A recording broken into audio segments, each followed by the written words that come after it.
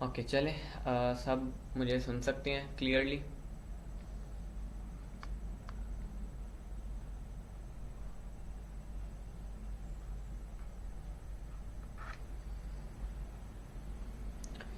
Okay चले, बिस्मिल्लाहिर्रहमानिर्रहीम। Let's start our today lecture and welcome all of you in this course. इंशाल्लाह ये course आप सबके लिए बहुत बेनिफिशियल होगा और आप लोग इंशाल्लाह इससे बहुत कुछ सीखेंगे और आपने, आई एम श्योर, कभी कभी भी ज़िंदगी में इस एस्पेक्ट से आपने नहीं पढ़ा होगा। आपने हमने जो कंटेंट बनाया ना कोर्स, यू विल अमेज्ड कि हमने इस तरह का कंटेंट बनाया कि हम आपको एक माह में इतना पढ़ाएंगे कि आपने 5 साल में भी इतना नहीं पढ़ा होगा। ठीक है, जो लोग मास्टर्स पीएचडी के हमारे साथ कनेक्ट हुए हैं, आपको भी जो है वो आइडिया होगा कि लाइक कितना ज़्यादा कंटेंट हमें मिला है। तो इसलिए आपको एक एक लेक्चर, एक एक बात बहुत ध्यान से लेनी है एंड उसको आपने बहुत केयरफुली सुनना है। हर लेक्चर को अपने नोट्स बनाने हैं। बाकी जो हमारी तरफ से आपको होगा वो ये कि हम आपको फ्लो चार्ट्स की फॉर्म में हमारा कंटेंट है। हम डिटेल्ड कंटेंट अभी हमने लॉन्च नहीं किया। ठीक है, डिटेल्ड कंटेंट पे हम पूरी किताब लिख रहे हैं, जो कि बहुत टाइम लगेगा उसको लिखने में। होप्स हो कि हमें 3-4 मंथ लगेंगे। तो इनशाला वो पूरी किताब तो जब भी आएगी मार्केट में तो it will be a gift for all all medical professionals. और 3-4 महीने तक जो है इंशाल्लाह हम किताब लॉन्च करेंगे। तो अभी तो हमने सिर्फ फ्लो चार्ट्स आपकी याद दहानी के लिए हिंट्स के तौर पे वो हम आपको प्रोवाइड करेंगे। बाकी लेक्चर नोट्स आपने खुद बनाने हैं। अच्छा, कोर्स का कंटेंट जो है आपको मैंने करिकुलम ग्रुप में भेजा था। होप सो आप सब ने रीड कर लिया होगा। और वो करिकुलम क्या है बेसिकली कि उसमें उसको एक दफ़ा ओपन कर लेते हैं। मैं आपके सामने उसको ना ओपन करके तो फिर एक दफ़ा प्रेजेंट कर देता हूँ करिकुलम कोर्स को, ताकि आपको क्लियर हो जाए कि हमने कोर्स में चलना किस तरीके से है, क्या क्या चीज़ें हमने स्टडी करनी है। तो मैं एक दफ़ा आपको कोर्स करिकुलम ओपन करके दे दूँ। ओके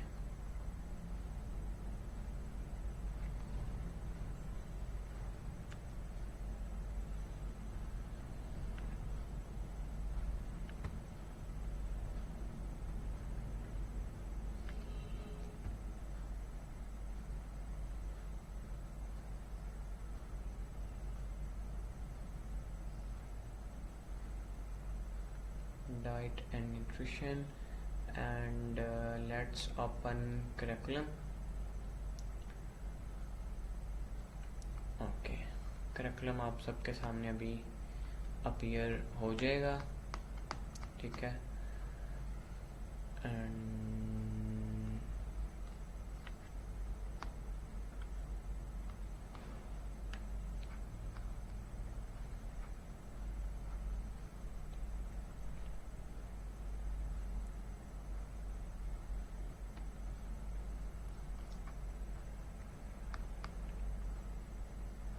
ओके, करिकुलम आप सबके सामने अपीयर हो चुका है।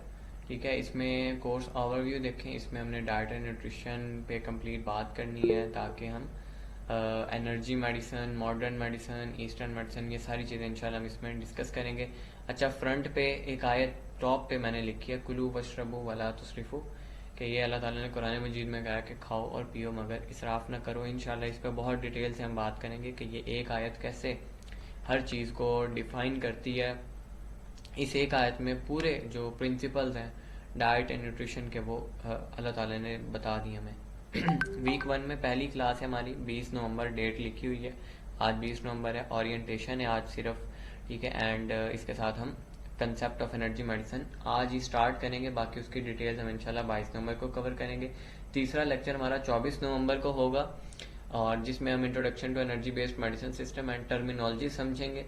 और वीक 2 में जब स्टार्ट होगा तो उसमें 2 लेक्चर होंगे। दूसरे वीक में हमारे एक physical and biochemical body, and 5वां लेक्चर हमारे पास इंटेलेक्चुअल और इमोशनल बॉडी पे होगा।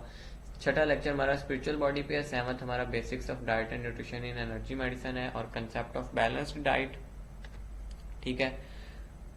उसके बाद जो है हमारे पास प्रॉफिटिक फूड्स पे लेक्चर है 5 दिसंबर को, चौथे वीक लास्ट कोर्स का वीक होगा। तो इसमें हर्बल रेमेडीज होंगी कॉमन एलिमेंट्स के लिए, और लास्ट हम इंशाल्लाह सारा क्वेश्चन आंसर सेशन और टेस्ट और सर्टिफिकेट डिस्ट्रीब्यूशन होगी। जो विनर होगा उसको इंशाल्लाह ताला हम फिर गोल्ड मेडलिस्ट जो विनर होगा उसकी अनाउंसमेंट भी जो है 10 दिसंबर को, सॉरी उसकी जो अनाउंसमेंट है वो तो 20 दिसंबर को होगी, ठीक है। यानी जो हमने 10 दिसंबर के बाद 20 दिसंबर तक आपको टाइम पीरियड दिया जाएगा कि अगर किसी ने पूरे मंथ में वो लेक्चर नहीं लिए तो वो इन 10 दिनों में अपने कंपनसेट करके अपनी असाइनमेंट सबमिट करके वो अपना कर सकते हैं, सारे लेक्चर में अपनी अटेंडेंस लगवा ले, प्रेजेंट लगवा ले, ठीक है। तो ये 10 दिसंबर से 20 दिसंबर तक ये आपको टाइम पीरियड दिया जाएगा अपना पूरा महीने का डाटा कवर करने के लिए और अपने टास्क्स को पूरा करने के लिए। So that's the curriculum. तो आज जो है मैं आपको बेसिक अब इंट्रोडक्शन दे दूं अबाउट अल हदीद कि जिसकी तरफ से हम ये कोर्स करवा रहे हैं और जिसकी बेस पे हम ये सारा जो है वो स्पॉन्सर कर रहे हैं, ठीक है।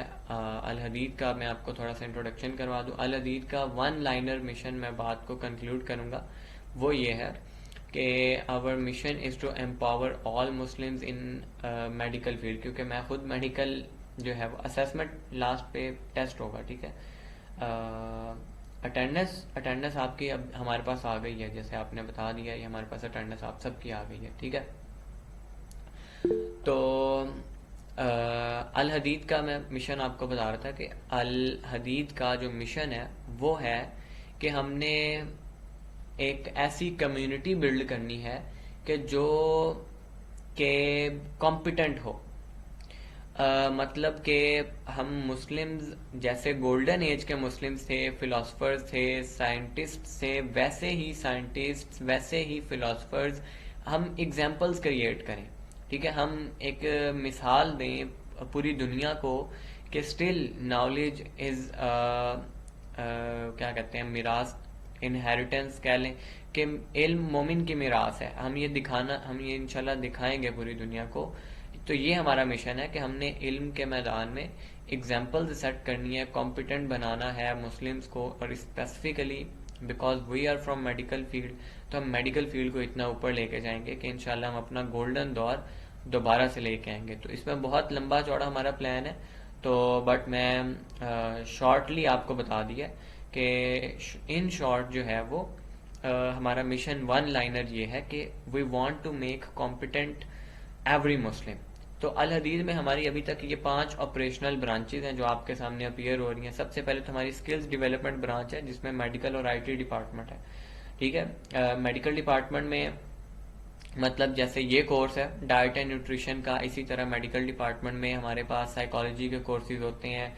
आप हमारी वेबसाइट चेक करें muzammilramzan.com, तो वहाँ पे काफ़ी ज़्यादा कोर्सेज पढ़े हमने। एजिंग पे किया है, यानी एजिंग वो टॉपिक है जिस पे अभी तक कोई खास रिसर्च नहीं है। हमने एजिंग पे पूरा रिसर्च डाटा प्रोवाइड किया है कि एजिंग को किस तरीके से प्रिवेंट किया जा सकता है साइंटिफिकली, ठीक है। और इसी तरह हमने एजिंग के अलावा और 7-8 टॉप डोमेन्स पकड़ी हैं स्किल्स डेवलपमेंट में, और हमारी कोशिश ये होती है कि हम ज़्यादातर कोर्सेज फ्री ऑफ कॉस्ट करवाएं ताकि हर बंदा उसको अटेंड कर सके एंड नॉलेज हम फ्री में डिलीवर करें और पैसे ना हो, ठीक है। हमारे पेड वर्कशॉप्स भी होती हैं, ठीक है, बट पेड वर्कशॉप्स वो होती हैं महीने में 1-2 होती हैं, और वो जाहिर बात है जो लोग अफोर्ड कर पाते हैं वही करते हैं ना।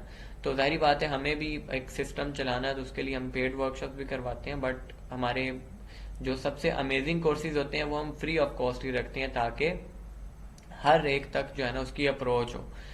और इसके अलावा जो है आईटी डिपार्टमेंट में अभी हमने लॉन्च कर दी है, इसमें इंशाल्लाह वेब डेवलपमेंट कोर्स आएगा और फ्रीलांसिंग कोर्सेज आएंगे, एंड कोई डिफरेंस नहीं है पेड और फ्री कोर्सेज में, सारे बराबर हैं, बल्कि हम फ्री कोर्सेज ज़्यादा अच्छे करवाते हैं, ठीक है, ज़्यादा डिलीवर करते हैं। वो आप ये कोर्स करेंगे तो आपको आइडिया होगा कि कितना जो है वो डाटा हमने आपको प्रोवाइड किया। अल्लाह ताला जो है वो इसको आपके लिए 22 क्या कहते हैं, रहमत या बाइस बरकत या बाइस इल्म बनाए।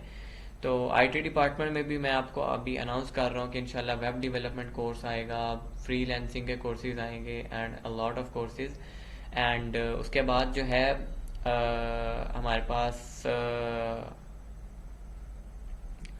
तरबिया डिपार्टमेंट है हमारा।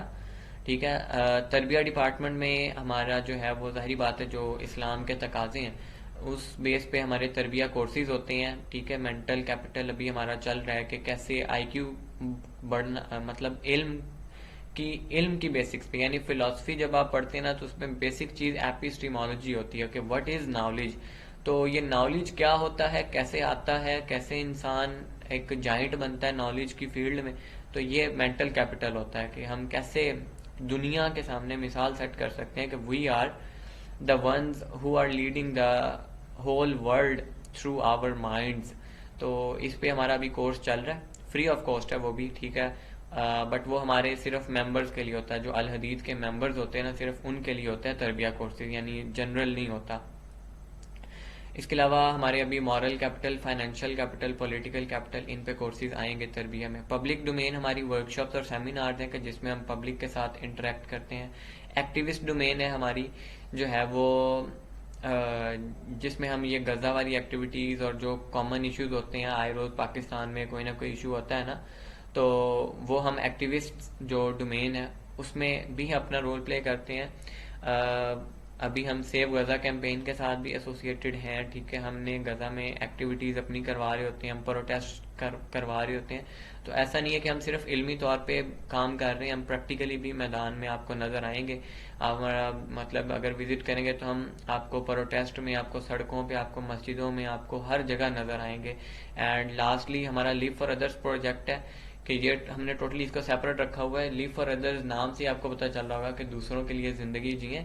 इसी के तहत हमने अभी साइकोलॉजिकल थेरेपी जो है वो प्रोवाइड करना स्टार्ट की। एंड इसके अलावा इसी के अकॉर्डिंग जो है ना, हमने इसी के अंडर हमने हमारा वेलफेयर प्रोजेक्ट है ये कि हम जो है वो अभी करंटली सिर्फ फैसलाबाद में और बाकी पूरी दुनिया में भी इसको इंशाल्लाह हमने लेके जाना है कि जहाँ कहीं भी कोई नीडी पर्सन है, किसी को ज़रूरत है ऑपरेट की, किसी को ज़रूरत है घर में राशन की, किसी का रेंट उससे नहीं पे हो पा रहा, किसी से उसकी फ़ी नहीं पे हो पा रही, तो ये सारे काम हम लिव फॉर अदर्स में करते हैं। तो ये आप सब के लिए भी एक अनाउंसमेंट है कि आप सब में से किसी को भी कोई मसला हो, feel free to share with us. हम इंशाल्लाह जो भी हेल्प कर सकते हो आपकी ज़रूर करेंगे।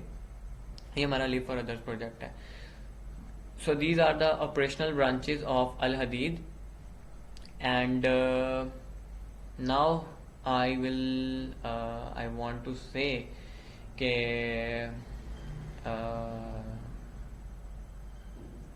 ओके, ये अल हदीद का बेसिक इंट्रो था। अब अल हदीद आप ज्वाइन कैसे कर सकते हैं वो आपको इसी ग्रुप में, अगर आप लोग कहते हैं तो मैं लिंक भेज दूंगा, आपके पास लिंक आ जाएगा और आप वो रजिस्ट्रेशन फॉर्म फिल करेंगे, हमारी टीम आपसे कांटेक्ट करेगी और फिर जो है वो आपको ऐड कर लिया जाएगा अल हदीद में। ठीक है, इंशाल्लाह इसी के बाद आपको वो ग्रुप का लिंक मिल जाएगा। और टोटली हमारे अल हदीद का मिशन मैंने आपको एक्सप्लेन कर दिया है। तो now I will want to say कि आप सल्लल्लाहु ताला अलैहि वसल्लम ने फरमाया कि तमाम जो मोमिन हैं आपस में भाई भाई हैं, और एक मुसलमान उस वक्त तक ईमान वाला नहीं हो सकता, उसके अंदर ईमान अभी दाखिल ही नहीं हुआ कि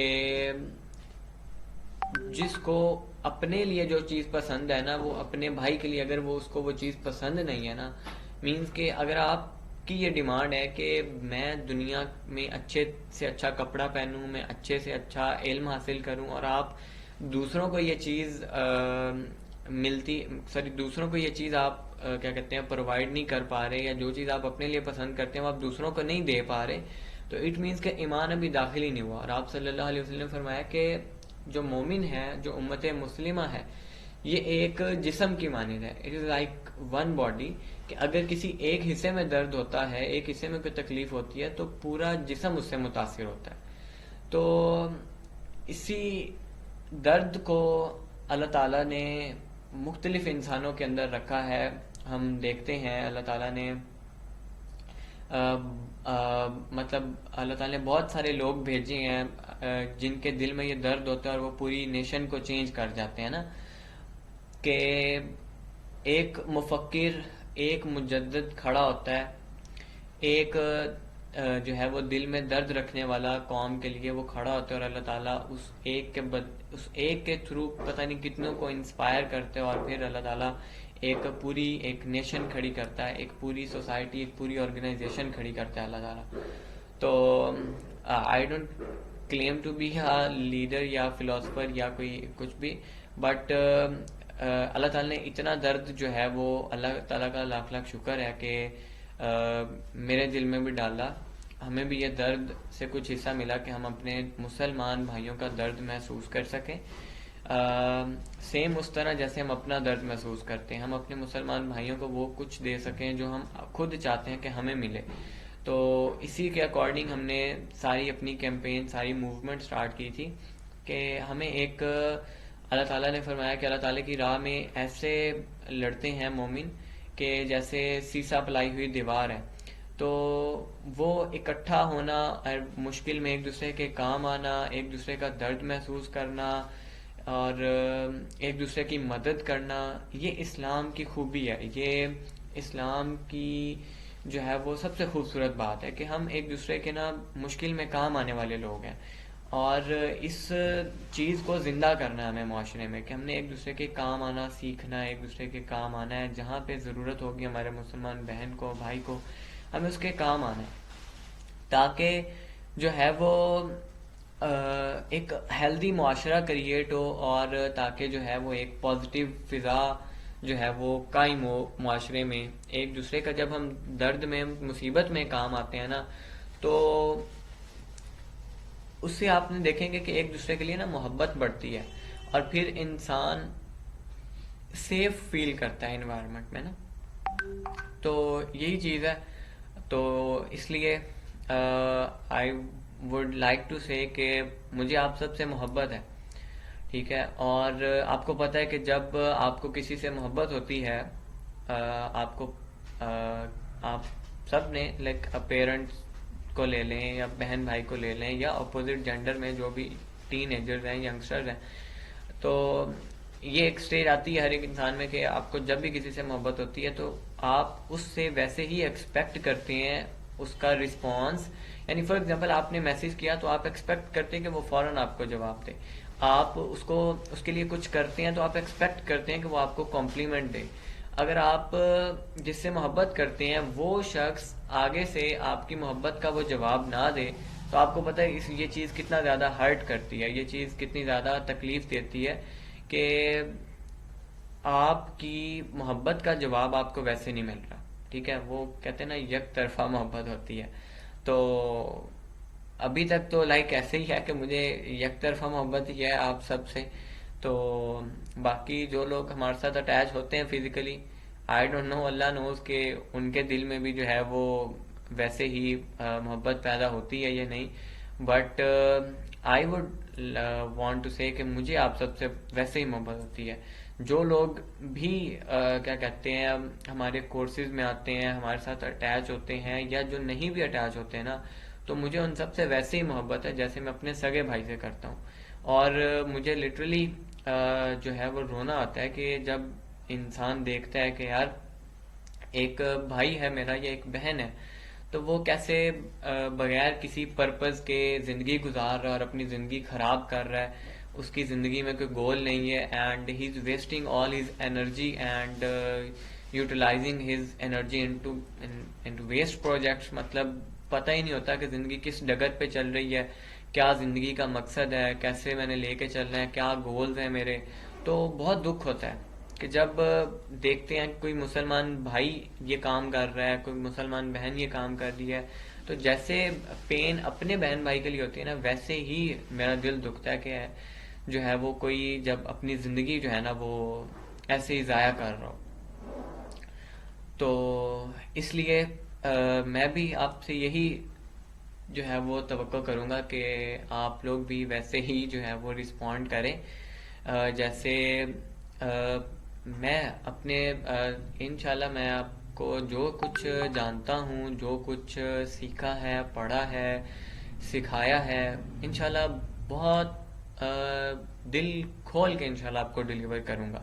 ठीक है, but in return I also need a favour. हर इंसान को जाहिर बात है एक्सपेक्टेशंस होती हैं दूसरे से, तो सिमिलरली मुझे भी एक्सपेक्टेशंस हैं आप सबसे, और वो एक्सपेक्टेशंस मेरी अपनी ज़ात के लिए नहीं है कि आप मुझे कुछ रिटर्न दें। मेरी एक्सपेक्टेशंस ये हैं कि अगर आपको मैं कुछ डिलीवर कर रहा हूँ, आप उसको अपनी ज़िंदगी पे अप्लाई करें and be a good human.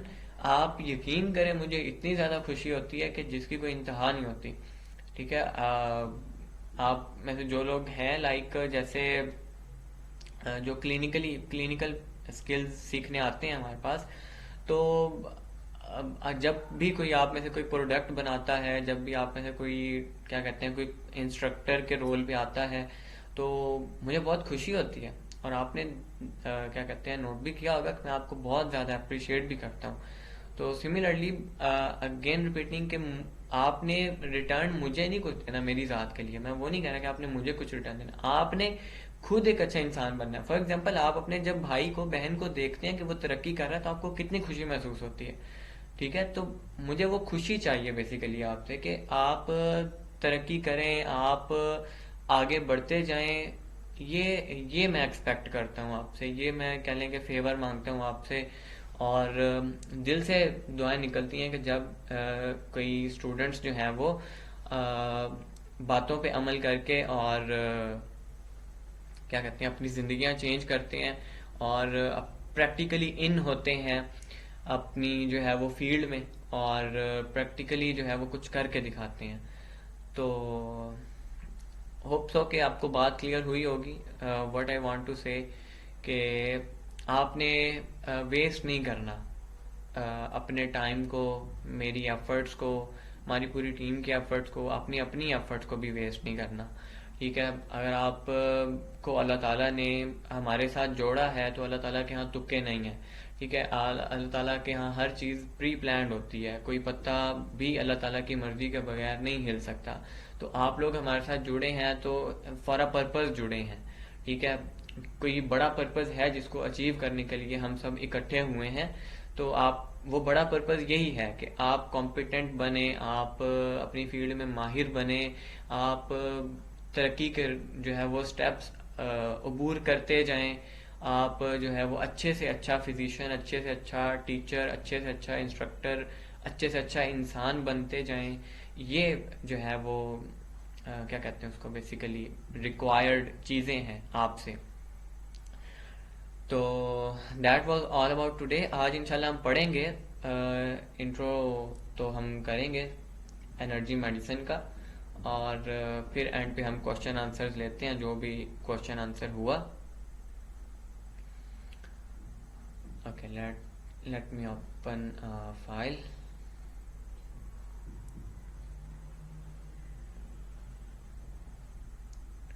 इंशाल्लाह नेक्स्ट क्लास से पहले हम ये हर चीज़ें सारी चीज़ें सॉल्व कर लेंगे इंशाल्लाह। इस दफ़ा प्रॉब्लम ये आया कि हमारे मुझे ना आइडिया नहीं था कि प्रीमियम प्लान के बाद भी 100 लोगों की लिमिट आती है। तो मैंने प्रीमियम प्लान अभी बाय किया था, बट मसला ये आ गया कि वो 100 से ज़्यादा लोग एंटर नहीं हो पाए। तो इंशाल्लाह नेक्स्ट टाइम हम ये इशू नहीं होने देंगे, पहले ही इसको सॉल्व कर लेंगे।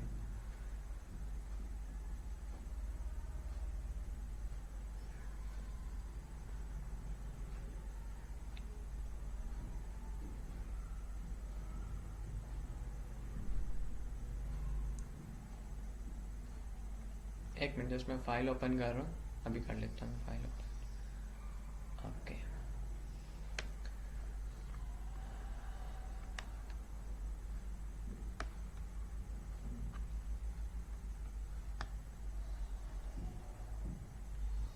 जी फाइल शेयर हो रही है ना आप सबके साथ?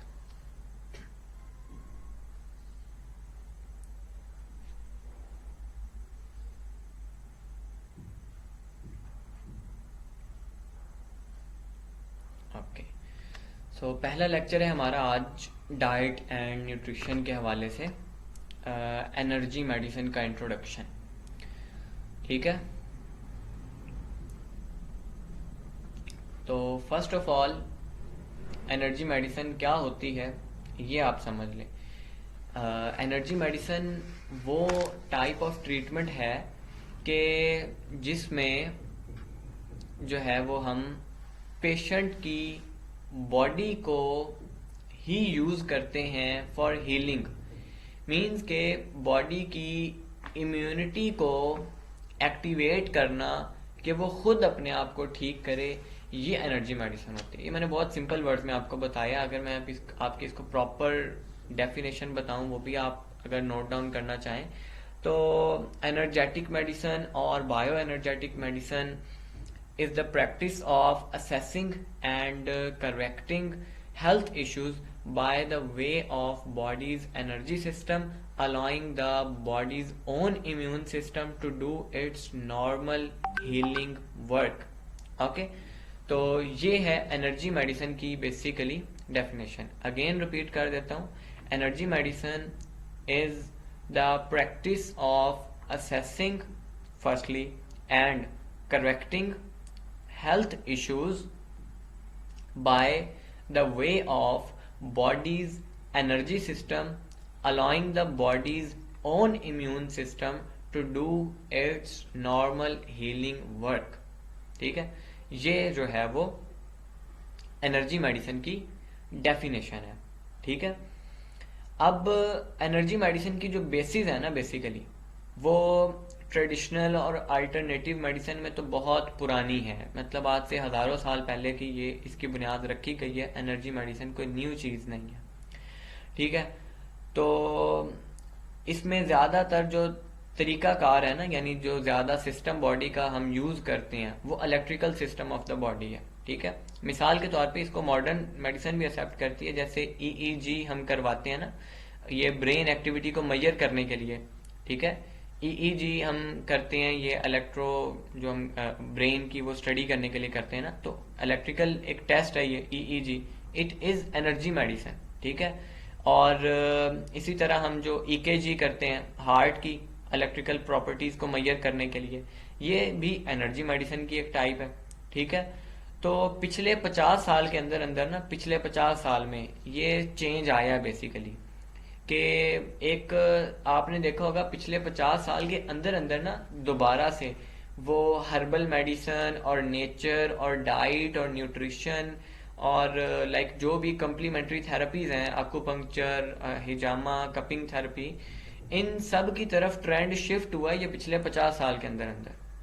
ठीक है, और पाकिस्तान में अभी हो रहा है, बट यूरोप में मैं आपको बता रहा हूँ कि यूरोप में जो है ना वो पिछले 50 साल पहले की बात है कि ये चीज़ें स्टार्ट होना कह लें कि स्टार्ट हो चुकी थी, कि ट्रेंड चेंज होना स्टार्ट हो चुका था, कि लोग अगेन जो है वो अल्टरनेटिव और कम्प्लीमेंट्री मेडिसिन और थेरेपीज की तरफ आना स्टार्ट हो गए थे। तो अब पाकिस्तान में भी ये बहुत अच्छा ट्रेंड आ गया कि लोग भागते हैं दवाइयों से। उनका होता है कि हमें ना diet and nutrition he manage करके हम ठीक हो जाएं, और उनका होता है कि लाइक हम जो है वो बगैर दवाइयों से। अब आपने देखा लोग बहुत चिढ़ते हैं पाकिस्तान में, इतनी दवाइयां बेचारे खा खा के तंग आ चुके होते हैं ना। तो पाकिस्तान में अब ये ट्रेंड चेंज हो रहा है, इसलिए आने वाले टाइम में ना, ये मैं आपको पैटर्न देख के बता रहा हूँ कि आने वाला जो टाइम है अपकमिंग 5 to 10 ईयर्स, आप देखेंगे कि जो रश एमबीबीएस डॉक्टर या जो रश हॉस्पिटल्स में होता है ना, वो रश एक न्यूट्रिशनिस्ट के पास, वो रश एक जो अल्टरनेटिव या कम्प्लीमेंट्री थेरेपी देने वाला है। ठीक है, कपिंग सेंटर्स जो होंगे, अकुपंक्चर सेंटर्स, ये आप देखेंगे अकुपंक्चर सेंटर कैसे तेजी से बनते हैं अगले 5-10 सालों में। ठीक है, कायरो प्रैक्टिस, ठीक है, और जो एक्सरसाइजेज, योगा, इन चीज़ों की तरफ जो है ना वो आप देखेंगे कैसे ट्रेंड शिफ्ट होता है। बिल्कुल, psychology is also one of the branch of energy medicine, तो साइकोलॉजी में भी ऐसे ही आप देखेंगे। और ये आप पैटर्न मैं देख के बता रहा हूँ, ये आप अगर रिसर्च या जो भी वो क्या कहते हैं बिगर गेम को समझते हैं, आप देखें कि मेडिकल कंपनीज भी अब जो प्रोडक्ट्स बना रही है ना, वो ज़्यादातर प्रेफर करते हैं कि हर्बल हो प्रोडक्ट। ठीक है, वो केमिकल से दूर दूर होते जा रहे हैं हम। ठीक है, तो 5 से 10 सालों की बात है सिर्फ, आप देखेंगे कैसे दोबारा से जो है ना पाकिस्तान में एक सर्ज आएगा। ठीक है, कि जो रश वो हॉस्पिटल्स और लाइक मरीज पेशेंट है। फॉर एग्जांपल हमारे अभी तो ये है ना कि छोटे से छोटा मसला होता है, सर दर्द, नज़ला जुकाम, डॉक्टर के पास भाग जाते हैं। अभी बहुत सारे लोग ऐसे हैं जो करते हैं ऐसा। तो ये आने वाले 5-10 सालों में ये चीज़ें ख़त्म हो जाएंगी। ठीक है, तो खैर हम यहाँ पे ये फोरकास्टिंग करने तो नहीं बैठे। तो अब यहाँ पे क्वेश्चन ये आता है कि why we need to work with body energy system. ठीक है, तो इसका हम आंसर करते हैं कि we know everything is made up of atoms. ठीक है, हर चीज एटम से मिलकर बनी है। और एटम किस चीज से मिलकर बनी? Electron, proton, neutrons. So basically these are electrical. Means के हर चीज अपनी नेचर में इलेक्ट्रिकल है। ठीक है, मिसाल के तौर पे कोई भी सेल है तो सेल भी डीप डाउन आप जाएं तो मॉलिक्यूल से, और मॉलिक्यूल्स फिर आगे एटम से, एटम फिर इलेक्ट्रॉन, प्रोटॉन, न्यूट्रॉन से, तो डीप डाउन आपको ये इलेक्ट्रिसिटी मिलेगी। हर सेल इलेक्ट्रिकल इन नेचर है। इसी तरह कोई भी हर्ब है, कोई भी फूड है, कोई भी मेडिसिन है, इवन मैं आपको जो बोल रहा हूं ये फ्रीक्वेंसी है। Each and everything is made up of atom and each and every atom is electrical in nature. तो अब इसमें फ्रीक्वेंसी का डिफरेंस होता है। मिसाल के तौर पे हर हर्ब की, हर ड्रग के अफेक्ट्स चेंज होते हैं बिकॉज ऑफ दिस नेचर। जिसकी जितनी ज्यादा स्ट्रांग वो नेचर होती है इलेक्ट्रिकल, उतने ज्यादा उसके अफेक्ट स्ट्रांग होते हैं। तो हमारा काम ये एनर्जी मेडिसिन में यही होता है कि हम उस फ्रीक्वेंसी को समझ जाएं, हम उस पैटर्न को समझ जाएं कि जिसको यूज करते हुए ना हमने ट्रीटमेंट प्रोवाइड करना है पेशेंट को। क्योंकि हर चीज की अपनी एक फ्रीक्वेंसी है। हर हर्ब की, हर ड्रग की, हर फूड की, हर थेरेपी की एक अपनी जो है वो फ्रीक्वेंसी है। और उस फ्रीक्वेंसी को सेल्स की फ्रीक्वेंसी के साथ मैच करवाना होता है एनर्जी मेडिसिन में। ठीक है, ये पॉइंट मेन है कि जब सेल्स की फ्रीक्वेंसी जो डिजीज में हो जाती है, चेंज हो जाती है, उस फ्रीक्वेंसी को जब उससे कोई पावरफुल फ्रीक्वेंसी मिलती है तो फिर होम्योस्टेसिस जो है वो बॉडी में मेंटेन होता है। ठीक है, यानी basically health is the name of balance of frequencies between cells. ठीक है, ये मैं आपको नई डेफिनेशन दे रहा हूँ हेल्थ की, कि हेल्थ जो है वो फ्रीक्वेंसी जो हर सेल की है उसको बैलेंस करने का नाम है। ठीक है, अब ये फ्रीक्वेंसी बिगड़ जाती है, इवन आप कोई भी दुख वाली बात सुनते हैं तब भी खराब हो जाएगी। आप बहुत खुशी वाली बात सुनते हैं तब भी ये जो है वो खराब हो जाएगी। ठीक है, तो ये फ्रीक्वेंसी यानी किसी एक चीज पर डिपेंडेंट नहीं है, ये बात समझने वाली है। ठीक है, इस फ्रीक्वेंसी में हमारा इन्वायरमेंट शामिल है, वो फ्रीक्वेंसी चेंज कर सकता है हमारे सेल्स की। हमारा जो है वो इन्वायरमेंट के साथ हमारा स्लीप पैटर्न, हमारा साइकोलॉजिकल फैक्टर, हमारी डाइट एंड जो है वो न्यूट्रिशन, ठीक है, हमारी इवैक्यूएशन एंड रिटेंशन। ठीक है, ये चीजें हैं जो सेल्स की फ्रीक्वेंसीज को डिस्टर्ब करती हैं एंड सेल्स फिर अपने फंक्शन सही से करना छोड़ देते हैं। और वो बॉडी के अंदर, अब यहाँ पे अल्लाह ताला ने बड़ा प्यारा सिस्टम लगाया है हर इंसान की बॉडी के अंदर, जिसे हम तबीयत बोलते हैं, जिसको हम फाइसिस बोलते हैं, कि जब भी ये फ्रीक्वेंसी डिस्टर्ब होती है, जब भी कोई बीमारी सेल में एंटर होती है ना, तो सेल्स ऑटोमेटिकली कोशिश करते हैं उसको रिपेल करने की, उसको नॉर्मलाइज करने की, एंड दैट द रिस्पॉन्स। ठीक है, जैसे कोई इन्फेक्शन हुआ तो उसके नतीजे में क्या होता है, व्हाइट ब्लड सेल्स बढ़ते हैं ना, तो that's a response of your internal doctor जो आपके अंदर लगा हुआ है। अल्लाह ताला ने जो आपके अंदर ऑटोमेटिकली कह लें कि हर इंसान के अंदर बाय बर्थ लगाया है ना ये प्लांट, तो ये तबीयत है। ठीक है, और ये जो है वो हमारे पास जो है वो फाइसिस कहलाती है। और हमने एनर्जी मेडिसिन में इसी तबीयत को अब आप एनर्जी मेडिसिन की डेफिनेशन रिपीट करें कि एनर्जी मेडिसिन की डेफिनेशन क्या थी, कि बॉडी की इम्यूनिटी को अलाउ करना कि वो खुद अपने आप को हील करे, ये जो है ना वो एनर्जी मेडिसिन है। ठीक है, तो हम यानी फिजिशियन का काम सिर्फ इतना है कि वो बॉडी का एनर्जी सिस्टम एक्टिवेट कर दे, ह्यूमन की बॉडी का हीलिंग पाथवे, या इन मॉडर्न मेडिकल टर्म्स उसका इम्यून सिस्टम एक्टिवेट कर दे, वो खुद अपनी डिजीज को कवर अप कर लेगा। ठीक है, अब इसको थोड़ा सा डीप डाउन इसमें जाते हैं कि जैसे कोविड आया था, तो कोविड में हर बंदा अफेक्ट नहीं हुआ था।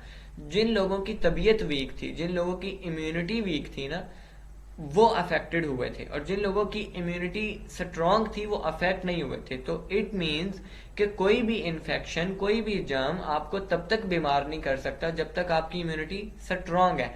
एंड जिस लम्हे आपकी इम्यूनिटी वीक होगी, जिस लम्हे जो है वो आप की जो है वो इम्यूनिटी कंप्रोमाइज्ड होगी, आपकी तबीयत वीक होगी, ठीक है, उस टाइम पे आप पे सारी बीमारियां एक्ट करेंगी, उस टाइम पे आप पे बीमारी आएगी, ठीक है। तभी जो है वो आप पे कोई भी जर्म अटैक करेगा। तो germ is not the disease, हम जर्म को डिजीज नहीं समझते, हम असल डिजीज यही समझते हैं कि असल डिजीज उस इम्यूनिटी का, उस बॉडी सिस्टम का वीक होना है, ठीक है। ये डिजीज की डेफिनेशन है कि बॉडी की जो इम्यूनिटी है, बॉडी का जो इंटरनल सिस्टम है, वो जब वीक हो जाए ना तो इट इज डिजीज, ठीक है। और जब ये वीक होता है फिर आपको सिम्टम्स लगते हैं, फिर आप पे अटैक होता है, फिर आपको इन्फेक्शंस, बीमारियां तरह तरह की, जैसे टीबी, अस्थमा, डायबिटीज, ये सारी चीजें तब होती हैं जब ऑर्गन्स अपना फंक्शन सही से परफॉर्म ना कर पाए। और इम्यूनिटी, अब यहाँ पे ये चीज समझ लें कि इम्यूनिटी किसी एक चीज का नाम नहीं है। Immunity is a collective term कि जो हर ऑर्गन एफर्ट करता है ओवरऑल बॉडी की इम्यूनिटी बनाने में, ठीक है। बॉडी में कहीं एक जगह पे भी मसला आ जाए ना, सर में, कानों में, आंखों में, नाक में, मैदे में, आंतों में, कहीं पे भी कोई एक सिस्टम भी कंप्रोमाइज हुआ है तो पूरी बॉडी उससे अफेक्ट होगी, ठीक है। तो इसलिए जब हम इस सिस्टम के अकॉर्डिंग ट्रीट करते हैं ना, इस सिस्टम के अकॉर्डिंग, तो हम पूरी बॉडी को ट्रीट करते हैं एज अ होल, ठीक है। हम एक उस प्रॉब्लम को नहीं एड्रेस करते, क्योंकि हमें पता है कि प्रॉब्लम कभी भी सिंगल है ही नहीं, ठीक है। कि अगर पित्ते में मेरे दर्द है और पित्ते में पथरी की वजह से दर्द है, गाल स्टोन्स हैं, तो इसका हल पित्ते को निकालना नहीं है, ठीक है, उससे पूरी बॉडी मेरी अफेक्ट होगी। इसका हल हम कहते हैं कि हम देखें कि ये पथरी बनी क्यों थी, ठीक है, क्यों gall stones and bile was not able to do his job properly, ठीक है। ये जो है वो कंक्रीट स्टोन्स के बने कैसे, ठीक है। तो हम फिर पूरे सिस्टम को ठीक करते हैं कि अच्छा, स्टोन के बनने की वजह को रोकें एंड उस सिस्टम को हम स्ट्रेंथ देते हैं ताकि जो स्टोन है वो निकल जाए, टूट जाए। जहां पे स्टोन बन गए हैं, जिस जगह पे बन गए हैं, जिस रास्ते से गुजर के वहां पे गए हैं, उसी रास्ते से वो निकल भी सकते हैं, ठीक है। तो मैं बहुत इजी वर्डिंग में समझा रहा हूँ बिकॉज यहाँ पे हमारे साथ एक ब्रॉड ऑडियंस है, हर एक बंदा मेडिकल बैकग्राउंड नहीं रखता या इतनी उसकी वो बेसिक स्ट्रांग नहीं है, तो इसलिए मैं आपको बहुत आसान करके समझा रहा हूँ एक आम बंदे की जुबान में, कि आपको समझ में आ जाए कि ये कंसेप्ट कोई बहुत ज्यादा कॉम्प्लिकेटेड नहीं है, ठीक है। तो अब यहाँ पे अब आप कुछ लोग पूछते हैं कि सेल्स की फ्रीक्वेंसी क्या है। तो सेल्स की फ्रीक्वेंसी बेसिकली हर सेल की डिफरेंट है, ठीक है। ओवरऑल कोई हम एक फ्रीक्वेंसी नहीं नाम दे सकते कि अच्छा ये सेल, क्योंकि सेल तो हमें पता है ट्रिलियंस हैं, 37 आई थिंक सो 37 ट्रिलियन सेल्स हैं या 38 ट्रिलियन। तो हम हर सेल की फ्रीक्वेंसी तो नहीं मेजर कर सकते ना कि अच्छा ये 37 ट्रिलियन, ये तो हम पूरी दुनिया क्यामत तक लगी रहे तो नहीं कर पाएगी, ठीक है। बट हमें इतना पता है कि 4 टाइप के टिश्यूज पाए जाते हैं, यानी जितने भी ट्रिलियन ऑफ सेल्स हैं टोटली ये क्लस्टर बनाते हैं 4 तरह से, जिनको हम टिश्यूज बोलते हैं, ठीक है। और वो टिश्यूज जो है वो सेल्स की कम्बिनेशन होती है। हमें पता है कि जब सिमिलर टाइप ऑफ सेल्स मिलती हैं तो वो क्या बनाते हैं, टिश्यू। और टिश्यू हमें पता है 4 टाइप्स के, तो ये हम आगे डिटेल से देखेंगे।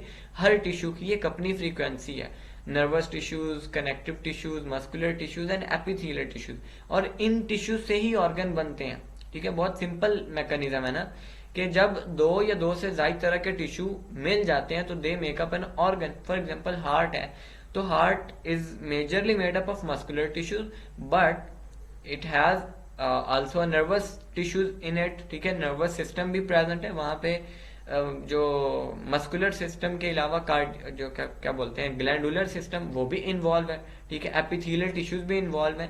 तो ऐसे ही होता है, कोई भी स्ट्रक्चर है बॉडी का, ऑर्गन है, वो टिश्यू से मिलके बना है, टिश्यू सेल से मिलके बने हैं, सेल किससे मिलके बने हैं, मॉलिक्यूल से, मॉलिक्यूल किससे मिलके बने हैं, एटम से। तो हम यानी डिजीज को कहाँ पे जाके पकड़ रहे हैं, वहां पे कि वो जीन से भी अगला लेवल है।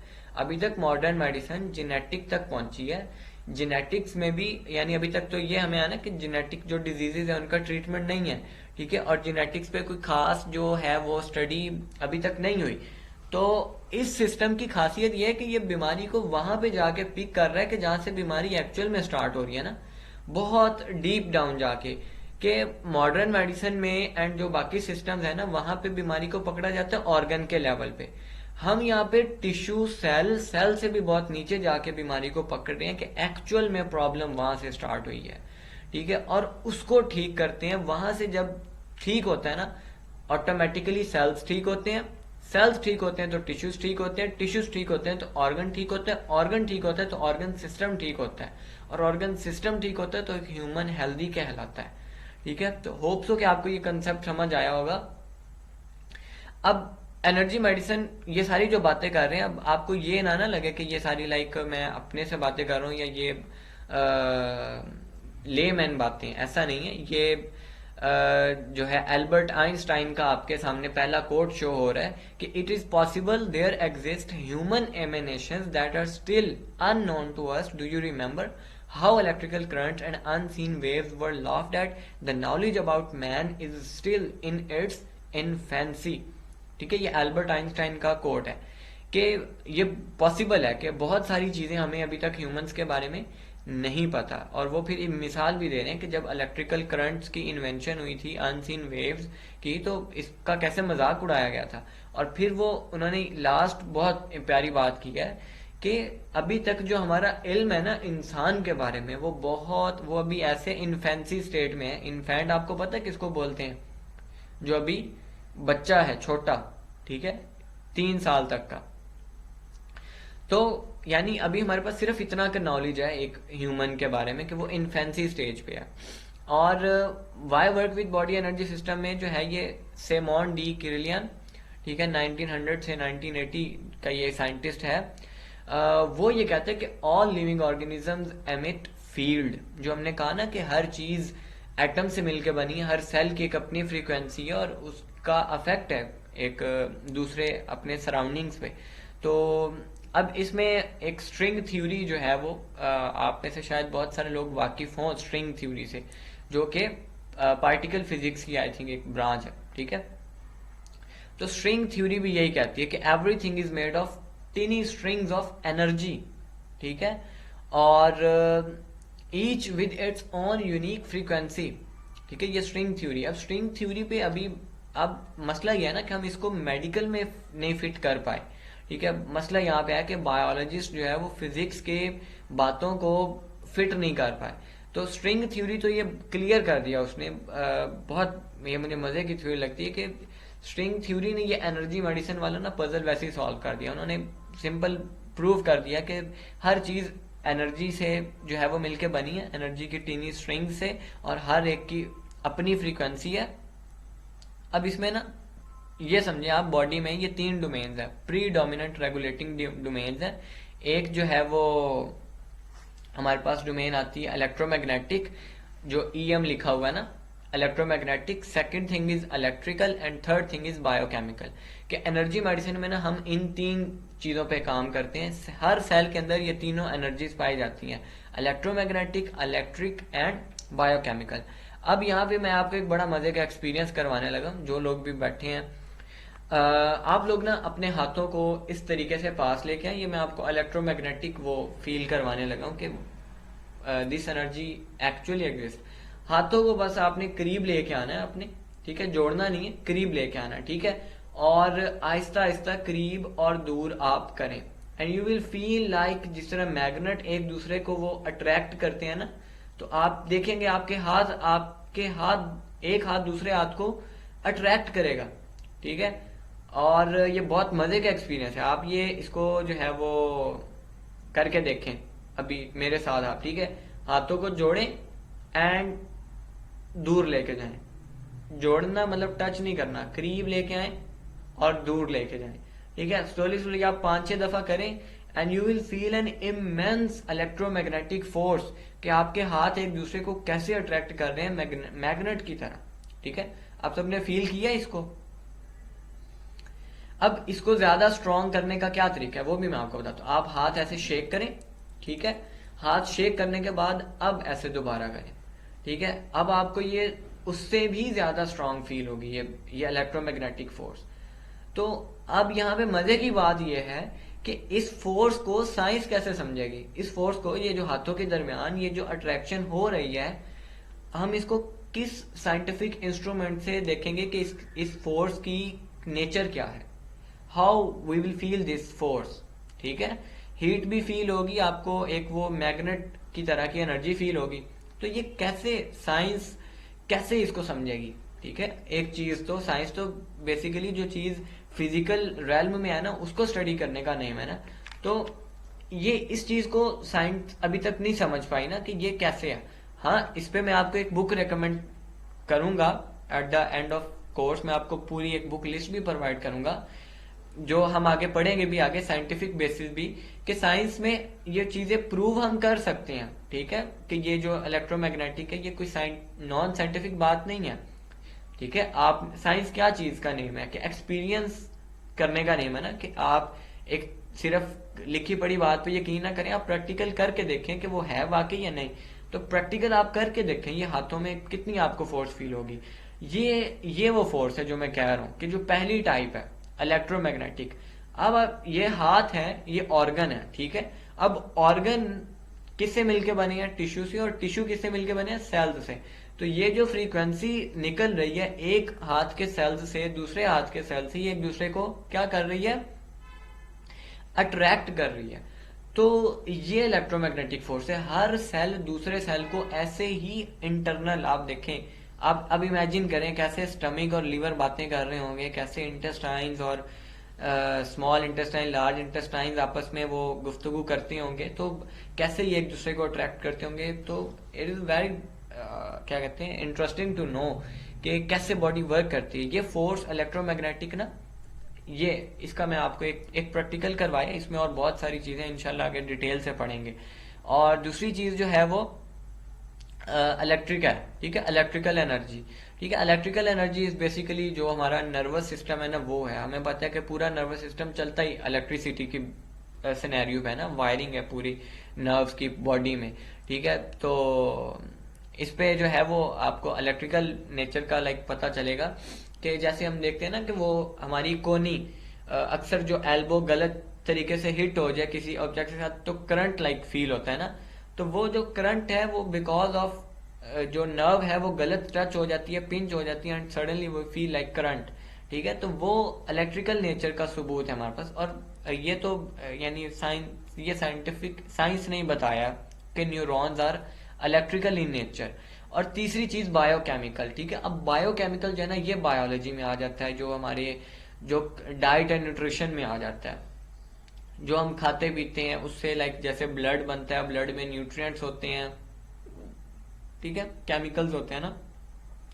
बायोकेमिकल्स मेजर 4 होते हैं, carbohydrates, protein, fats and vitamins.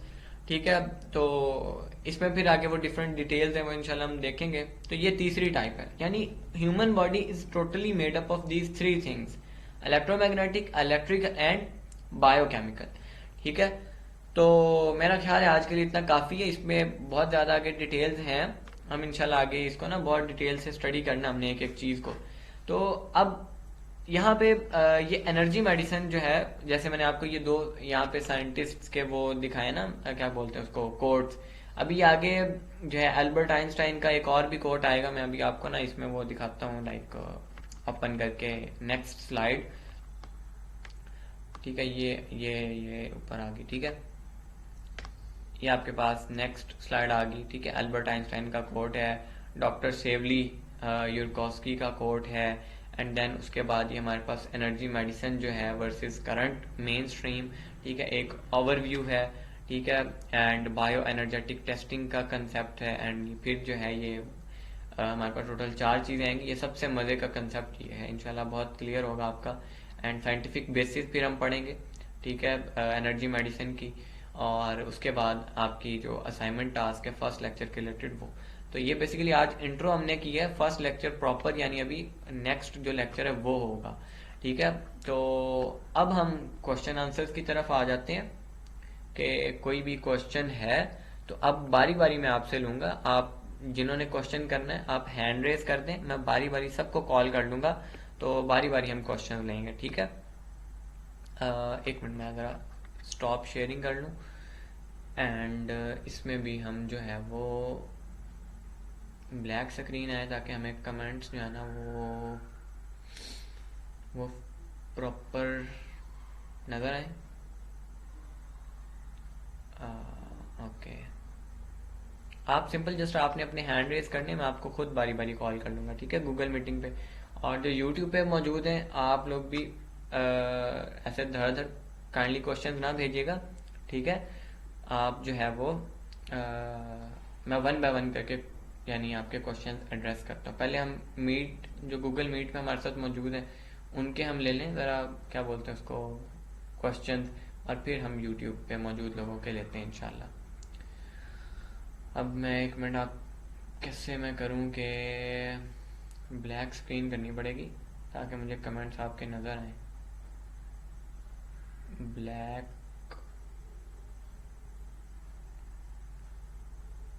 Wallpapers, मुझे एक मिनट ब्लैक स्क्रीन कर लेने दें आपके कमेंट्स देखने के लिए।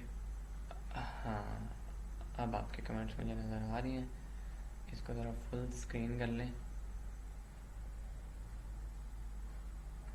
ओके, ठीक है, अब मैं आपको वन बाय वन करके लेक्चर इंशाल्लाह सॉरी आपके कमेंट्स लेता हूँ। ठीक है, क्वेश्चन जी, रुबाब जिलानी फर्स्ट कोई क्वेश्चन।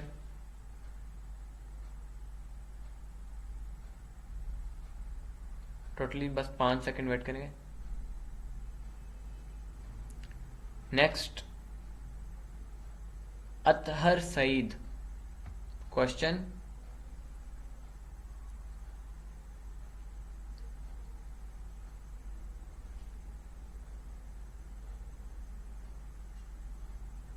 नहीं, ये जिन लोगों ने हैंड रेज किया हुआ आप काइंडली ऐसे हैंड रेज ना करें। जिन्होंने माइक पे क्वेश्चन करना ना सिर्फ वही लोग हैंड रेज करें। आमना इफ्तिखार, एनी क्वेश्चन।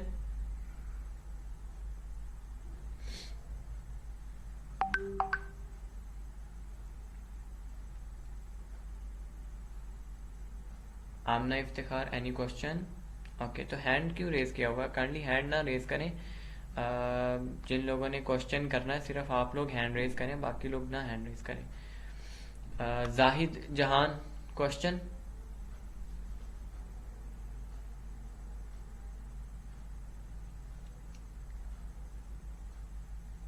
नहीं। रयान अमीन क्वेश्चन है कोई? नो। जोहा शफीक क्वेश्चन है कोई?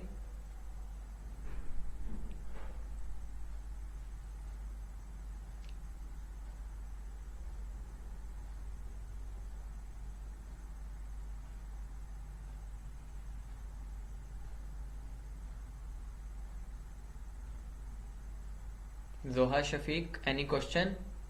नहीं। ऐना खान जी, अटेंडेंस लग गई है, आप सबकी अटेंडेंस हमारे पास आ गई थी।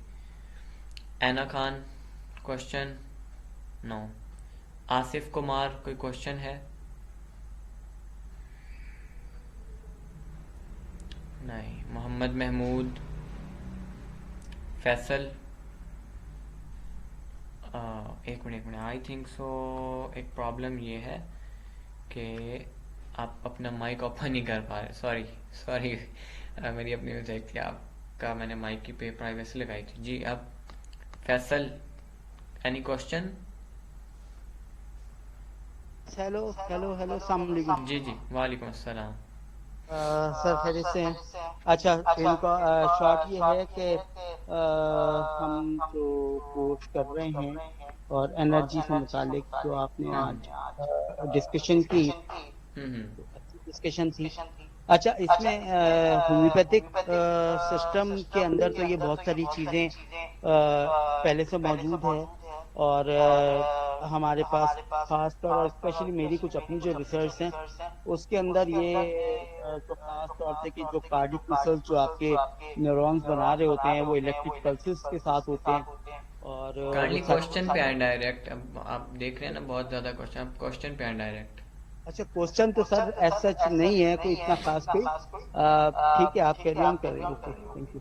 ओके। जाहिद जहान क्वेश्चन।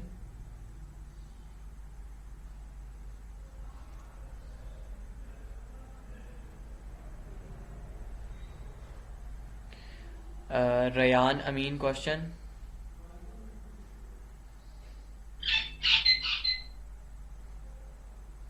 आयशा अली क्वेश्चन है कोई? Yes sir. ओके। हेलो। हाँ। हेलो। जी जी जी जी आयशा। जी सर, क्वेश्चन है। जी जी। सर, जैसा भी आपने बताया था कि हमारी जो बॉडी की इस तरह मतलब तीन चीज़ों में इलेक्ट्रिकल या बायोकेमिकल कोई इशू आता है हम्म। उसको तो वो और जो हमारा फिर ये माल टेम्परामेंट होता है, ये एक ही चीज़ है। बायोकेमिकल। मैं मतलब कह रही हूँ कि ये जो आपने बताया था ना कि इसका मैं नाम भूल गई, एनर्जी मेडिसिन, जो जो ट्रीटमेंट हम जिस तरह से करते हैं एटम के लेवल पे जाके, हाँ तो जी। वो होना और माइल्ड टेम्परामेंट होना बॉडी में, जो हम कहते हैं फ्लास्क के अंदर हाँ हाँ, कफर हो माल जाना, टेम्परामेंट, अच्छा अच्छा मैं समझ गया जी, बिल्कुल ये ये एनर्जी मेडिसिन की एक टाइप है। यानी ये एनर्जी दोनों मेडिसिन कैसे यही है। मिलता है? क्योंकि हम लोग जो माइल्ड टेम्परामेंट होता है किसी का, तो उसका भी एनवायरनमेंट चेंज करने को बोलते हैं जी बिल्कुल और बिल्कुल सफाई बिल्कुल। वगैरह। अच्छा, और एक और बेसिक। चीज सर, एनर्जी मेडिसिन से जो बड़ी क्रॉनिक डिजीज होती है जैसे एड्स हो गई या कैंसर है कुछ, वो सब भी ठीक हो जाता है, वो भी जी यही मसला होता है। जी जी यही। एक्चुअली अभी मैं आपके साथ बहुत अमेजिंग केसेस भी आगे जाके शेयर करूंगा। We have treated breast cancer patient, we have treated diabetic patient, diabetes के जिसका मॉडर्न मेडिसिन अभी कहती है कि इलाज नहीं, हमने वो ट्रीट किए हैं सक्सेसफुल। और एनर्जी मेडिसिन को देखते हुए यानी इस कंसेप्ट को देखते हुए किए हैं। एनर्जी मेडिसिन में बेसिकली तीन चार डोमेन्स आती हैं, वो हम आगे पढ़ेंगे, जिसमें एक ग्रीक मेडिसिन है, एक आयुर्वेदिक है, एक ट्रेडिशनल चाइनीज मेडिसिन है जो अल्टरनेटिव है ना, और फिर मॉडर्न जो अभी जो सबसे कंसेप्ट आ रहे हैं। आपने एलॉन मस्क का प्रोजेक्ट सुना है, न्यूरा लिंक, ठीक है? वो भी ये एनर्जी मेडिसिन की एक ब्रांच है। फिर क्वांटम थेरेपी आगे, जो दुनिया के टॉप 3 हॉस्पिटल है, क्लीवलैंड क्लिनिक, ठीक है? आप जरा गूगल देखें कि टॉप 10 हॉस्पिटल में ना, बल्कि टॉप 5 में ये क्लीवलैंड आता है क्लिनिक, अमेरिका में है। क्लीवलैंड क्लिनिक में क्वांटम थेरेपी हो रही है, ठीक है? तो ये एनर्जी मेडिसिन एक बहुत बहुत ज़्यादा ग्रोइंग फील्ड है, तो इसमें इंशाल्लाह हम आगे बहुत डिटेल में पढ़ेंगे इसको ना। सर, इसको मेडिसिन देते हैं या जस्ट ऐसे ही हाँ जी। एनवायरमेंट हाँ जी, हमारा मेडिसिन चेंज होती करते हैं, हैं? बिल्कुल हर्बल मेडिसिन होती हैं इसमें। जज़ाकल्लाह सर। ओके। इकरा इमरान क्वेश्चन।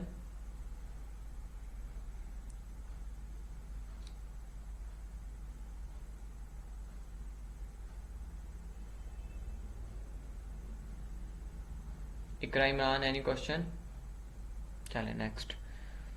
इकरा खान।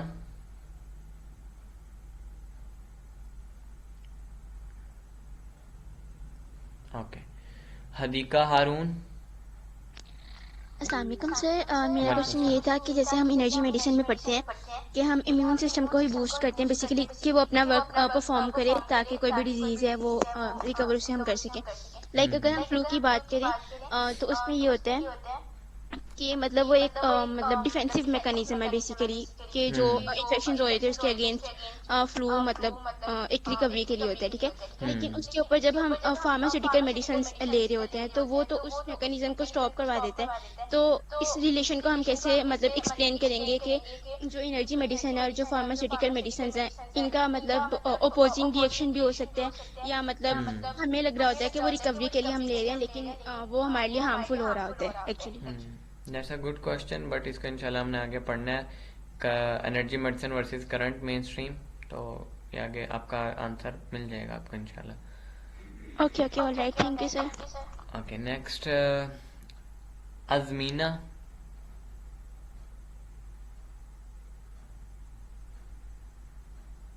चले नेक्स्ट, सादिया वहीद,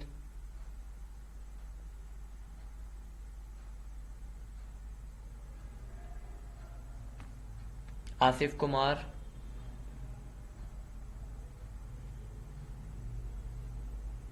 हकीम मोहम्मद खलील अफजाल, वालेकुम अस्सलाम। ओके ओके, मैंने आपका मैसेज देख लिया कमेंट सेक्शन में। अस्सलाम वालेकुम। वालेकुम अस्सलाम। सर इंशाल्लाह सवाल जवाब तो नेक्स्ट सेशन में चलते जाएंगे। सबसे पहले तो मैं ना अप्रिशिएट करता हूँ और इंशाल्लाह सवाल जवाब तो चलते जाएंगे इंशाल्लाह नेक्स्ट सेशन जो भी चलेगा आगे। बहुत शुक्रिया। ओके जी, जवेरिया हसन। अस्सलाम वालेकुम। वालेकुम अस्सलाम। सर जैसा कि आपने बताया कॉलीलिथियसिस के बारे में कि तो बेसिकली मैं ये पूछना चाह रही हूँ, आप ये बताना चाह रहे थे कि उसकी प्रिवेंशन मुमकिन है इस तरीका इलाज से या फिर उसकी ट्रीटमेंट, क्योंकि सर बहुत सी ऐसी डिजीज़ हैं जिनकी जो है सर्जरी ही होती है। फॉर एग्जांपल अपेंडिसाइटिस हो गया, कॉलीलिथियसिस हो गया, तो इसका इलाज मैंने नहीं देखा कि किसी भी उसमें हो तरीका इलाज में, चाहे वो यूनानी हो चाहे वो एलोपैथी हो। क्योंकि देखें सर, किडनी स्टोन है, उसका एक रास्ता है पास आउट होने का, लेकिन कॉलीलिथियसिस गॉल स्टोन है, उसका कोई रास्ता नहीं ना कि वो बॉडी से पास आउट हो सके। तो आपका ये क्या मतलब था कि आप इसकी प्रिवेंशन कर सकते हैं या आप इसकी ट्रीटमेंट कर सकते हैं? इसको क्लियर कर दैट्स दूं गुड क्वेश्चन। और ये जी क्वेश्चन बहुत सारे माइंडसेट्स में आता है, डायबिटीज को लेके या जैसे ब्रेस्ट जी कैंसर जी को लेके। मैंने आपको बताया कि हमने वो केसेस ट्रीट किए हैं, प्रॉपर हमारे पास केस हिस्ट्रीज पढ़ी हैं। तो अभी तक ना दुनिया में कोई ऐसा सिस्टम नहीं है, ना मॉडर्न मेडिसिन इतनी ज़्यादा तरक्की के बावजूद अभी स्टेज पे पहुंचा है, ना यूनानी मेडिसिन इतनी ज़्यादा वो लंबी तारीख के बावजूद इस स्टेज पे पहुंची है, ना ही आयुर्वेदिक और ना ही चाइनीज़ मेडिसिन। कोई दुनिया का सिस्टम ऐसा नहीं है जो ये क्लेम कर सके कि हमारे पास हर डिजीज़ का ट्रीटमेंट मौजूद है। ठीक है, जी जी कोई भी ऐसा सिस्टम नहीं है, but we have one system. कौन गैस करेगा कि जिसमें हर जो है वो बीमारी का इलाज है? हमारे पास है वो सिस्टम। तिब्बे ठीक है, नब्बी। और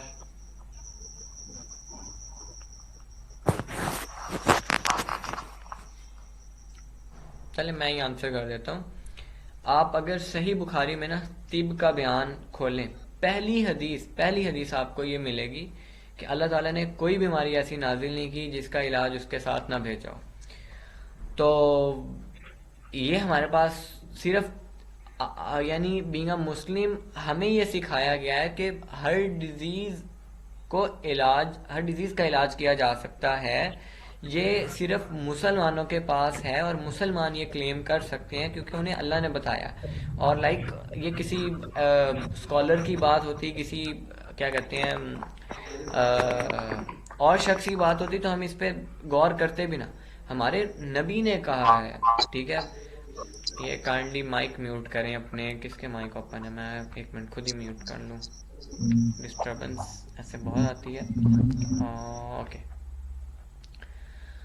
तो ये मतलब हम कभी इमेजिन भी नहीं कर सकते कि नबी की बात पे लाइक कोई शक किया जा सकता। तो आप सल्लल्लाहु अलैहि वसल्लम ने हमें बताया है कि हर डिजीज जो है वो काबिल इलाज है। और आप वसल्लम को किन्होंने बताया? अल्लाह ताला ने बताया। तो सिर्फ हम ये क्लेम कर सकते हैं। ये बहुत मज़े का कंसेप्ट है, आगे हमने इसको डिटेल से पढ़ना भी है कि ये क्या साइंस है, क्या चीज़ें हैं कि हम हर बीमारी का इलाज कर सकते हैं। ठीक है, तो इस कोलिलिथियसिस हो, डायबिटीज़ हो, किडनी स्टोन्स हो, every problem can be solved, every disease can be treated। इसमें मैं आपको एक बताता भी हूँ। तिब्बे नबवी बुक लिखी है डॉक्टर खालिद गजनवी ने। He was an MBBS doctor, यानी कोई हकीम नहीं था कि हम कहें कि चलें ऐसी कहानियाँ उसने लिखी होंगी। He was an MBBS doctor और उन्होंने बुक लिखी तिब्बे नबवी पे, और ये बुक अवार्ड विनिंग बुक है। उसमें उन्होंने इंजीर पहला तिब्बे नबवी में ना पहली चीज़ है जिस पे हम कह लें कि बात करते हैं। तो इंजीर के अंदर उन्होंने अपना एक जाती क्लिनिकल केस लिखा कि उन्होंने इंजीर से कोलीलिथियसिस का ट्रीटमेंट किया, ठीक है। बाकी तो बहुत दूर की बात है, सिंपल फूड है इंजीर एक, ठीक है। इंजीर से हम इमेजिन भी नहीं कर सकते कैसे ट्रीट किया, ठीक है, कोलीलिथियसिस को, कि सिंपली इंजीर खिलाई है according to the that science, जो साइंस हमने सीखनी है, ठीक है, इंशाल्लाह इस कोर्स में। और वो कोलीलिथियसिस का केस ट्रीट हुआ है, ठीक है, और he was an MBBS doctor. तो इसी तरह और बहुत सारी किताबें हैं जो मैं इंशाल्लाह आपको ना पूरी लिस्ट प्रोवाइड करूंगा इंशाल्लाह। फर्स्ट लेक्चर जो हमारा है ना उसके पहले कल रात तक मैं आपको ना वो बुक्स की लिस्ट, जो हमारी रीडिंग लिस्ट है इस कोर्स के साथ एफिलेटेड, या जिन बुक्स से हमने कंटेंट बनाया है या जो कंसेप्ट हमने आपको पढ़ाने हैं, उसमें कम से कम भी 20-30 बुक्स का डाटा है। तो इंशाल्लाह कल पूरी लिस्ट आपको मिल जाएगी, ठीक है।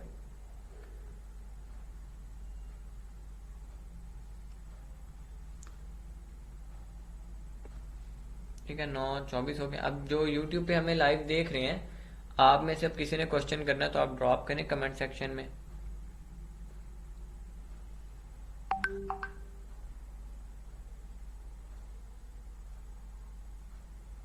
कोई भी क्वेश्चन है आप अब कमेंट सेक्शन में कर सकते हैं, ओके।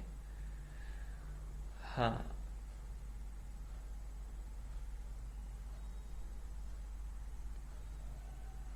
जी आप लेफ्ट कर सकते हैं, क्लास हमारी आज की एंड हो चुकी है, अब बस जनरल क्वेश्चन आंसर है। सर्टिफिकेट्स नहीं, जो फैसलाबाद से हैं, यानी वो अगर फैसलाबाद में हमारे सेंटर पे आके लेना चाहें तो दे कैन गेट। और इसमें जो है मैं आपको इंशाल्लाह देखेंगे मे बी कि हम एक पूरी प्रॉपर सेरेमनी अरेंज करें आप सबके लिए at the end of course के, जिसमें हम आपको सर्टिफिकेट्स बाय हैंड देंगे और प्रॉपर हम सेरेमनी करें।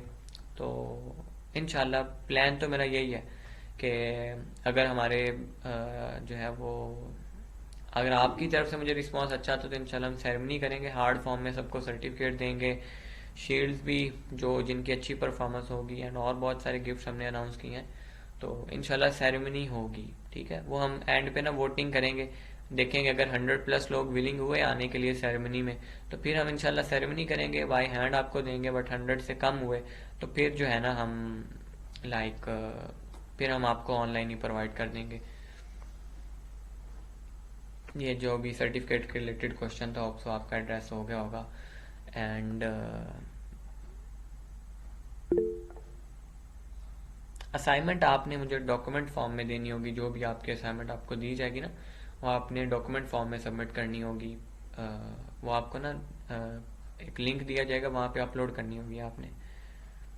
रिटन नोट्स नहीं, मैंने आपको स्टार्ट ही क्लास के स्टार्ट पे ये बात की है कि जो भी हमने कंसेप्ट पढ़ने हैं, मैंने आपको एक, जैसे ये स्लाइड्स आपके सामने अपीयर हुई है ना, ये स्लाइड आपको मिलेगी, ठीक है, कि जिसमें जस्ट हिंट्स दिए हुए हैं, ठीक है। कंप्लीट जो हमने पढ़ना है लेक्चर वो आपने खुद नोट करना है, 1 बाय 1 एक एक चीज,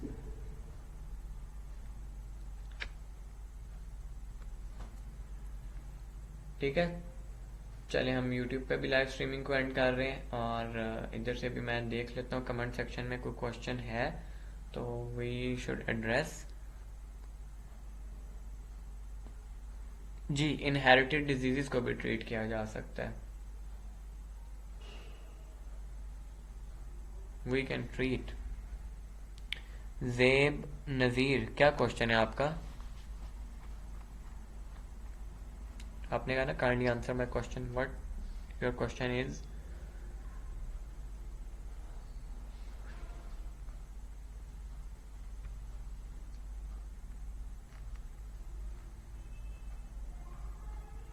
जी, I don't have any medical background. Okay, कोई इशू नहीं है, आप अटेंड करें इंशाल्लाह। मैंने इसलिए बहुत सिंपल वर्ड्स रखे हैं कि आपको समझ आ जाए, एक आम बंदे को भी समझ आ जाए।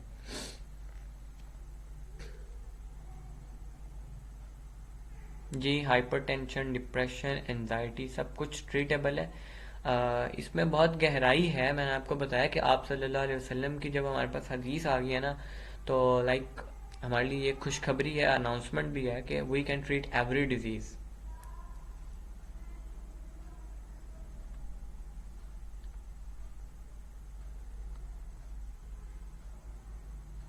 अहमद शेख, इनहेरिटेड डिजीज का इम्पैक्ट बहुत सारे लोगों में से किसी एक पर क्यों होता है, सब लोग उससे अफेक्ट क्यों नहीं होते। बेसिकली डिजीज की ना आपको पहले साइकोलॉजी समझनी पड़ेगी या डिजीज की साइंस से समझनी पड़ेगी कि डिजीज आती कैसे है ना, तो वो बहुत गहरी साइंस है।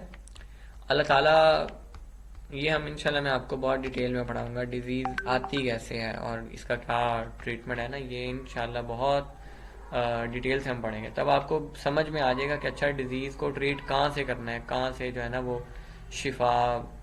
मैं एक हदीस आपको सुना देता हूँ। आप सल्लल्लाहु अलैहि वसल्लम ने फरमाया कि तुम्हारा काम मरीज को इत्मीनान दिलाना, तबीब अल्लाह खुद है। So if the physician is अल्लाह, तो फिर क्या क्या चीज रह गई है पीछे जो ट्रीट नहीं हो सकती। आप इमेजिन करें ना, पीछे तो कुछ रह ही नहीं गया जब अल्लाह ताला हदीस आ गई हमारे पास कि तुम्हारा काम मरीज को इत्मीनान दिलाना है, तबीब अल्लाह खुद है। पीछे तो कुछ नहीं रह गया फिर। Like every puzzle is solved now कि हर चीज अगर अल्लाह ने ही शिफा देनी है तो फिर तो अल्लाह जिससे चाहे शिफा दे दे। अल्लाह तो मुर्दों को जिंदा कर देता है, तो ये क्या कोई बीमारी क्या चीज़ है। ये छोटी चीज़ें हैं हमारे लिए, माइग्रेन है या जो है वो इनबॉर्न न्यूरोलॉजिकल डिजीज है, they are very small thing. मैं इसीलिए तो आपको स्टार्ट में कहा कि बेसिकली आपका मेंटल कैपिटल बिल्ड करना है हमने, आपको कॉम्पिटेंट बनाना है हमने, वो मिसालें दोबारा से जिंदा करनी है जो हमारी गोल्डन एज की थी।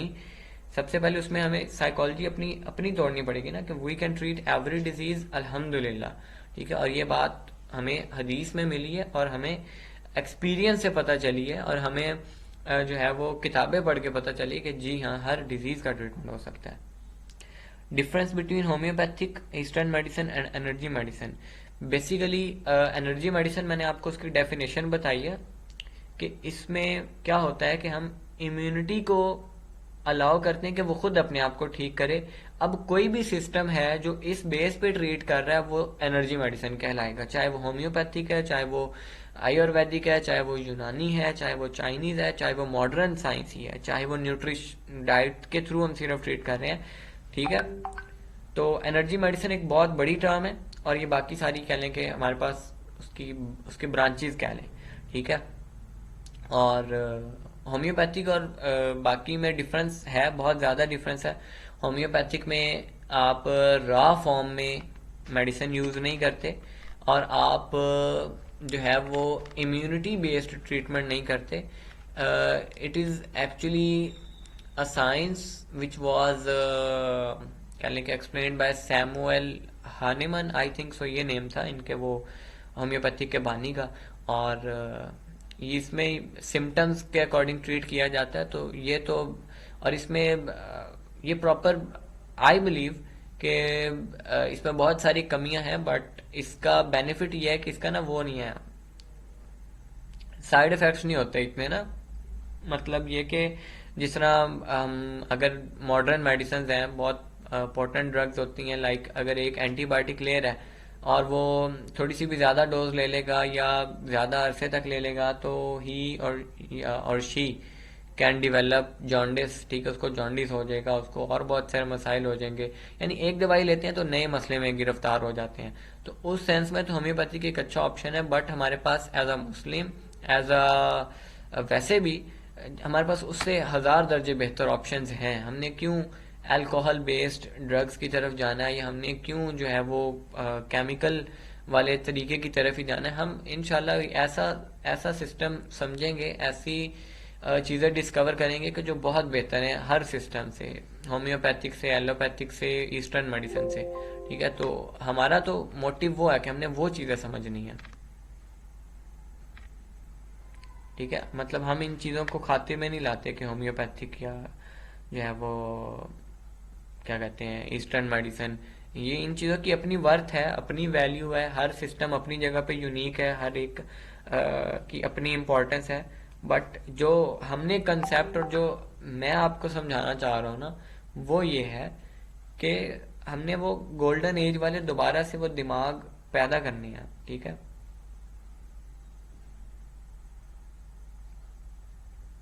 नहीं, बेसिकली ये इनबॉक्स में कर सकते हैं मेरे से, बट यहाँ पे बहुत बात लंबी हो जाएगी